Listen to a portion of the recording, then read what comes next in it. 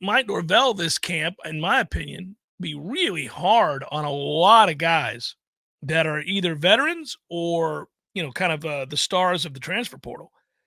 He's really laid into those guys heavy. Now, I think it's partly because he knows he needs them to really step up big.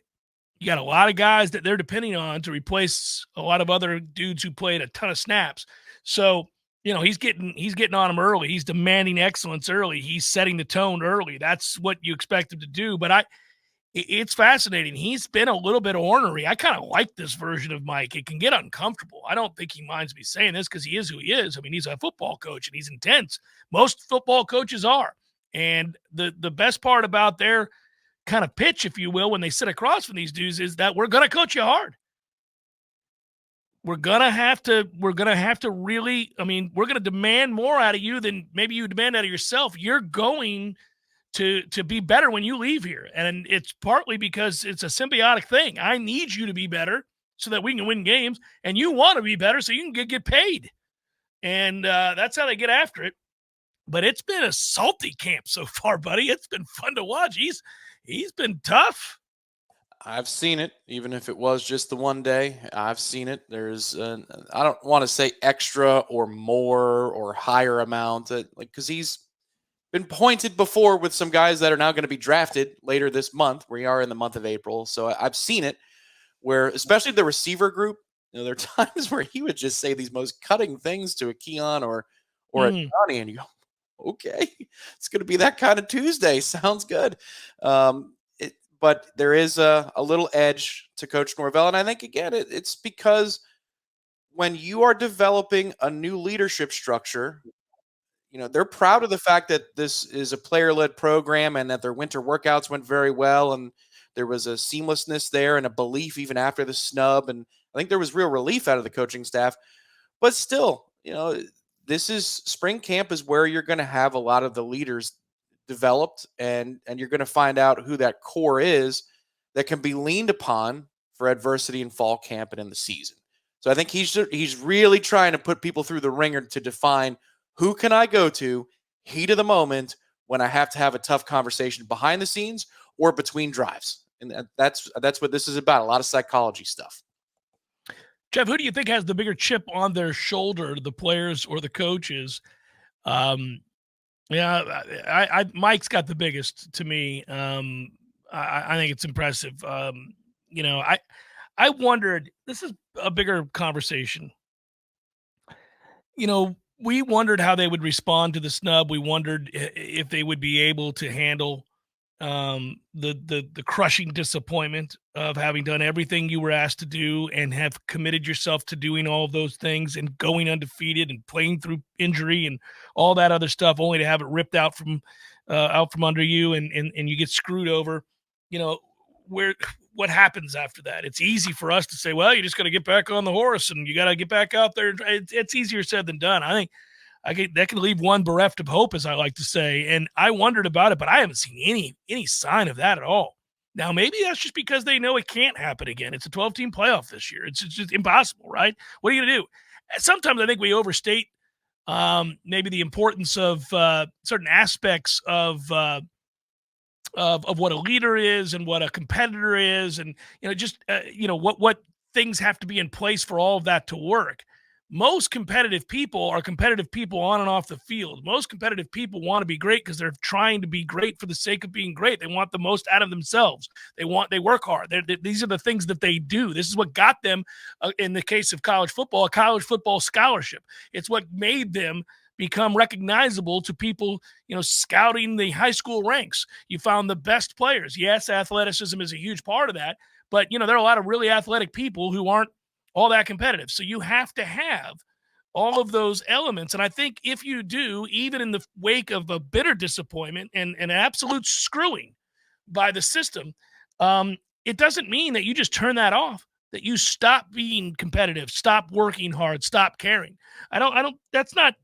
You have to be beaten down and beleaguered over many a year before you finally throw in the towel and say, that's it. I think if anything, maybe, just maybe we're seeing in this spring practice of guys that are motivated, maybe not by the snub necessarily, but just further evidence that there's a lot of work to be done and there's more to get out of this career of theirs while they're at FSU, and that includes winning a championship. And it's not gonna happen if you're still wallowing in self pity based on the things that occurred at the end of last year. There is no self-pity. No. There is no wallowing. There's only intensity, and there's only this is the other part of it is you're managing a team last year that had a lot of returning players and the anchors of the program, the transitional players were all coming back. But you got so much competition this year. Like, even if you believe that Malik Benson, for example, and I do, judging by everything the coaching staff says, is a perfect candidate to be a leader on this offense, he's still got to go win the job. I mean, he's a really good player. We've seen that. He's proven that early on in camp.